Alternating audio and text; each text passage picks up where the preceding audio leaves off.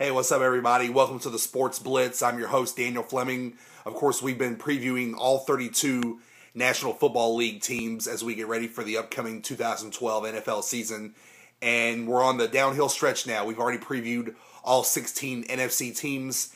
And this week, we're going to start on the AFC, and we're going to get started with the AFC South. It was won last year by the Houston Texans, who made it to the playoffs despite having a lot of injuries, mainly to their starting quarterback, Matt Schaub. They're going to get him back this season, and I really feel like that he's the best quarterback in this division. He's one of the top young talents, and he has an outstanding offense to work with. Obviously, you talk about Andre Johnson, who is one of the top wide receivers in the NFL, even though he had some injury issues last season. Hopefully for the Texans, he can remain healthy this season and contribute the way he has contributed in the past. They also have two outstanding running backs in Arian Foster and Ben Tate, and they're each going to get a lot of carries, and it's very important, obviously, for the Texans to be able to run the football and for those two guys to have career years. And they also have Owen Daniels, who is one of the top 10 tight ends in the National Football League. And again, it's very important for the Texans to be able to stay healthy this coming season. And when you look at their defense, they lost Mario Williams, who is an outstanding linebacker, but they still have a great defense led by Brian Cushing, who is one of the top young linebackers in the National Football League. So I fully expect the Houston Texans to have a big year coming up.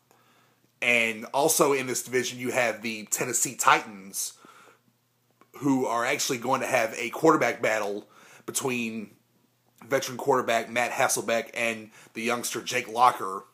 And so whoever wins that job will obviously, have some tough competition in that division, mainly from the Houston Texans.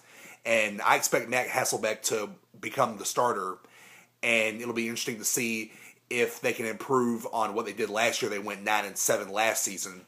And in the AFC South, you also have the Jacksonville Jaguars, who went 5-11 last season. They were able to draft Justin Blackmon, the top wide receiver that was available in this past April's NFL draft.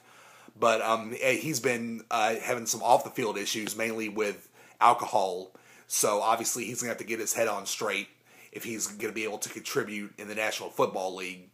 So time will tell if Jacksonville is able to improve on their record last season. I'm not sure if they'll be able to make a playoff run. They're probably still a year or two away, especially when you consider that they have a young quarterback named Blaine Gabbert who really had some struggles last season.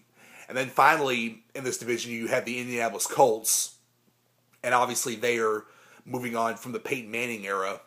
Of course, Peyton Manning was released by the Colts after not playing last season and was signed by the Denver Broncos. But the Colts were able to get the number one pick in the April NFL draft. And of course, they drafted Andrew Luck, who many are saying is the next great superstar. He was an outstanding player in college. And I'm going to go ahead and make a bold prediction right here. I think that Andrew Luck is going to throw for 4,000 yards this upcoming season. And part of it is because he's a good player, and part of it is also because the Colts are going to be trailing in a lot of games, and they're going to have to throw more often than they want to be able to catch up in those games. So, we'll see if Andrew Luck is able to make me look good and able to have an outstanding rookie season. So that's about it for this week. I hope you guys enjoyed it, and I'll see all of you next week.